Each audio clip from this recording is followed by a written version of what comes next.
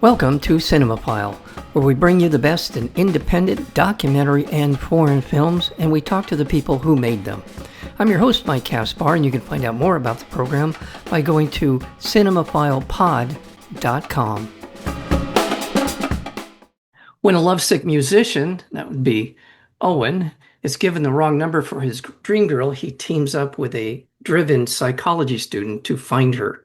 Together they spark an hilarious campus-wide frenzy that tests their own hearts and ambitions along the way. Terrific film called Finding Emily. We're joined today by the director, Alicia MacDonald. Alicia, welcome to Cinemophile. Thank you so much. Thank you for being here. As I just mentioned before we get started, a well-done rom-com, as we'll call it, a comedy, but it is also kind of a specific area of that has been mined since the beginning of film in terms of relationships between people, men and women, finding each other, finding out where they work and where they don't, and that's where the comedy and drama can ensue. And a great rom-com has both comedy and drama. Tell me a little bit about the inspiration. I know you worked with Rachel Hirons on this. Tell me a little bit about the inspiration behind Finding Emily. Well, I think when I first got sent it, I felt like there was such an interesting concept at the center of it, which is what it is to be a romantic in this day and age. And as you said before, the rom-coms of old, it's been a genre that we've had around for so long, and it's sort of fascinating to me how it happened one night I can't remember, it's 1930 something, is the first official rom-com, and it won all of the awards, best director, best actors, best film, and it was so radical at its time, and I love that film, and it's an inspiration for this, and I'm really interested in how the rom-com started out like that, so reverential, and where it's come to now, where it's not deemed as worthy somehow. It's not, it's as a genre, people, it's got a bad rep of recent. So I was really interested in why, what's gone wrong here, and how can we make a good one? How can we make one that feels soulful and romantic and traditional, but is still anchored in today in the incredibly complicated world that we live in terms of cancel culture and protest, and people feel really conflicted about, how to be a romantic. So I really loved all that was going on as a kind of gender politics question, and how to sort of talk about that, but also make a romance, also make it funny, also pull out the coming of age elements, and balance all of these things together. It was really a fun sort of thing to do with Rachel, the writer, and we worked really closely together, and I think have a really interesting balance, because I think she's so funny and like has these like huge ideas, and she's amazing. And I think I was sort of always coming at it sort of from a like more psychological level, because I'm really interested in psychology, and was always like, but why would they do it? And let's talk about character and depth, and make sure it feels in that kind of indie coming of age movie way, the way you really get to know these people, and you have a deeper understanding of them than perhaps the traditional or the more recent rom-coms, where you don't feel like you know them as well. So there were lots of conversations. Yeah, and I just, you mentioned it happened one night. You also, in some of the material I read, there's a mention of His Girl Friday. I think of the Hepburn and Tracy films. So much of them were, not only they were serious, they were, one way or the other, there was a part of the film that was, but also that repartee back and forth, and the way that they were able to gently and sometimes not so gently jab at one another about things that they felt were wrong in their relationship or needed to be worked on. And there's a version of that here. And there's a couple of things that for me really kind of inform a good comedy like this. It is not only the dialogue, it is what they're talking about as well. It's actually what is the substance of their discussion. But there's also something about finding a rhythm. And before we get to that particular question, just curious, did Rachel write the dialogue, or how did that work? Or did you work on it together in terms of that back and forth? We worked on it really closely together, and because I'm a writer as well, and she was very giving, and I was just like, can I just take it and write it, and then we can show you, and we can do it that way. So I did write a lot of it, and we worked on a lot of different things together. So I think our two voices are sort of really blended together in this, and I think I unashamedly put a lot of myself in there my own kind of complicated relationships with my parents and my uni experience. And I do feel closer to my mum when we watch Wheel of Fortune. And, there's lots of kind of different things that I put in there. And whenever you're talking about a rom-com, a comedy, you have to have timing. You have to have a rhythm. And it certainly feels like that is the case with the two lead actors that you have in the film, Angourie Rice as well as Spike Fearn. They have that. Let's talk a little bit about how you were fashioning that in terms of whether it was in the editing or on the set. Yeah, rhythm was really important for me. As you say, it's rhythm, it's rhythm for comedy and it's rhythm in their pacings. I think Spike and Anne Gowrie are both such clever actors that they're aware of comic rhythm and those pauses, and so it was really interesting to watch that play out. But yeah, the rhythm of those older movies as well, I was really interested in because it's sort of they speak very quickly, and I love that kind of now looky here, I'm a newspaper man and blah blah blah da da da. No, it's always like, oh, that's so fun where they're like tumbling over each other, like they can't get the words out quick enough.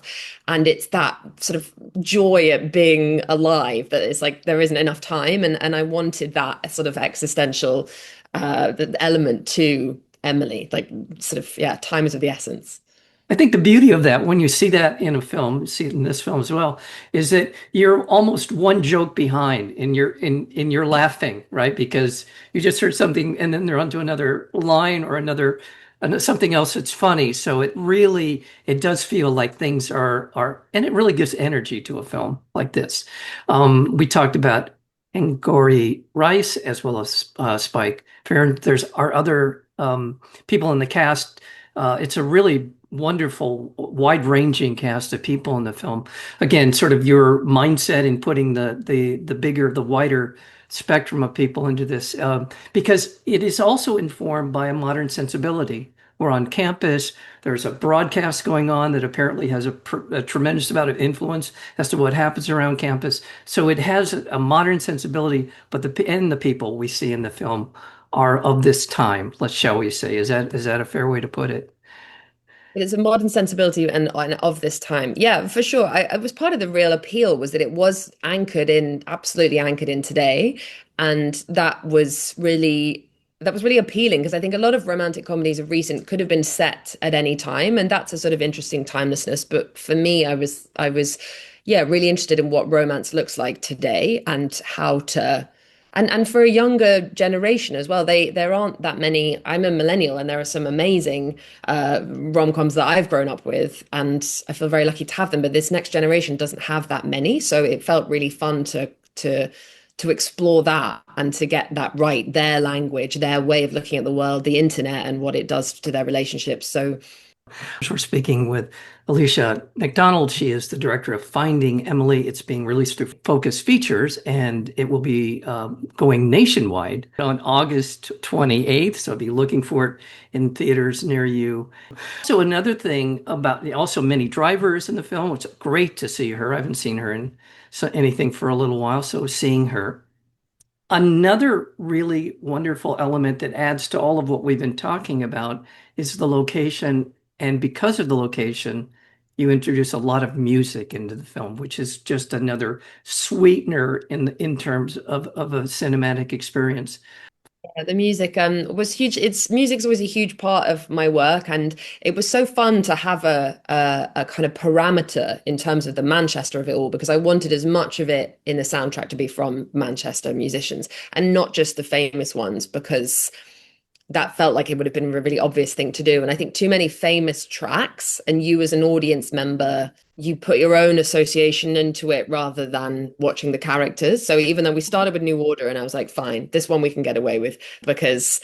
So what's the expression? Lay out our stool table, and starting with New Order felt like okay, we're in Manchester, and also the DJ playing is an old hacienda DJ, a guy called Luke Una, who I managed to persuade to play a sort of slightly rubbish student union DJ, which is like a little Easter egg for anyone who knows about the hacienda. But the music was really important. I wanted new bands coming out of Manchester. I wanted different genres because Manchester is full of different genres of music. You go into one bar and it's electronic, and you go into somewhere else and someone's strumming a guitar, and it all kind of vibrates through the city. So I wanted all of that, and it was the most fun to make this soundtrack, but also the odd American song as well, because obviously Emily is from American, so I wanted to blend American and sort of Manchester musicians, which is obviously a huge sort of broader spectrum. But yeah, we've got kind of Billie Eilish in there and other bits and pieces that felt like nods to Emily's American, and obviously Morgan Kibbe, our composer, is American, so I wanted to really blend our two worlds musically, which I think we did. I just happened to see something on BBC about Manchester, and it has become quite a hub, quite a thriving metropolis, unbeknownst to me. So, just kind of an interesting fact. I don't know how it all came about. Now, Trainspotting wasn't that filmed? Was it? Edinburgh, Trainspotting Oh, was and Edinburgh. okay, Yeah, sorry. Manchester, there's hardly anything filmed there. There's a film called 24 Hour Party People, which was about the Hacienda, which is a big club. But that was 20 odd years ago.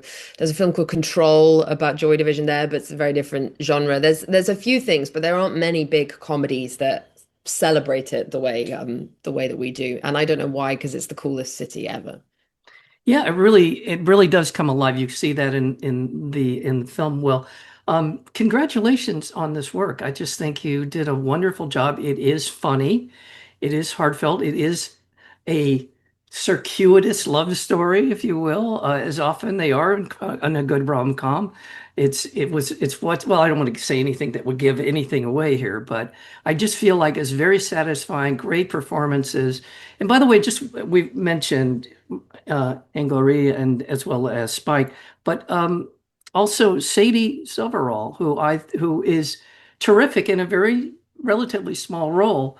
She really came across to me in the film. She really kind of found a spot, and I thought she did a great job.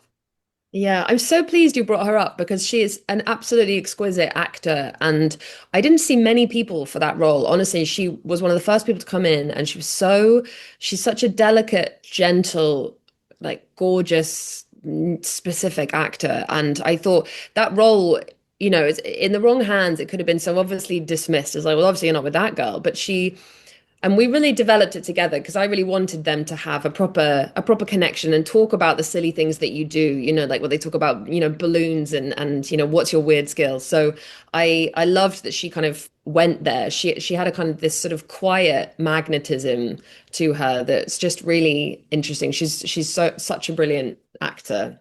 I agree. She really is compelling, easily portrayable as the woman of his dreams, easily, relatable on that level. I'd love to see more of her. I'm just really very taken with her, not only her look, but her bearing, as you described. She has a really soft, I don't know if that's the right word, but just very inviting sort of performance in that film. In Yeah, this I always think the moment because when you see her again and they have their date when they Yeah, meet up and you see her again and he asks her kind of why didn't you sort of say something and she's so sensitive and vulnerable. She's like, I don't know, I just, it was a bit like I just and it's so yeah, real. Like yeah. my guiding star for this whole film was reality and honest performances and people just behaving like human beings. I think she did something really interesting with it. So Well, I'm glad she's in this film. I hope to see more of her. And congratulations on finding Emily. We've been speaking with the director, Alicia MacDonald. Thank you so very much for spending some time with us here on Cinemaphile. thanks, Mike. It was heaven. Thank you very much. You have been listening to Cinemaphile with Mike Kaspar, the place where you will hear from the best in independent documentary and foreign filmmakers. Please check out our previous interviews as well as upcoming interviews and special programming by going to cinemaphilepod.com. We are also available on Apple Podcasts, Spotify, and YouTube, searchable under Cinemaphile with Mike Kaspar. Until next time, thank you for listening.